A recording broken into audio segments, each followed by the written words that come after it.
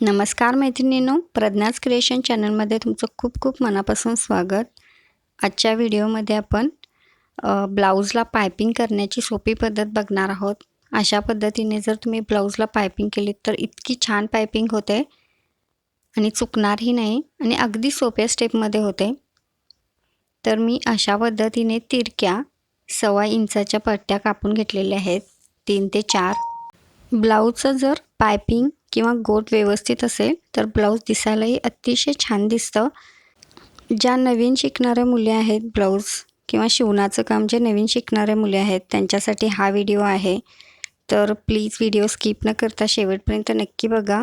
म्हणजे तुम्हालाही जर ब्लाऊजला गोट मारणं अवघड वाटत असेल तर हा व्हिडिओ बघितल्यानंतर तुम्हालाही एकदम छान पद्धतीने गोट मारता येईल ब्लाऊजला, म्हणजे पायपिंग करता येईल.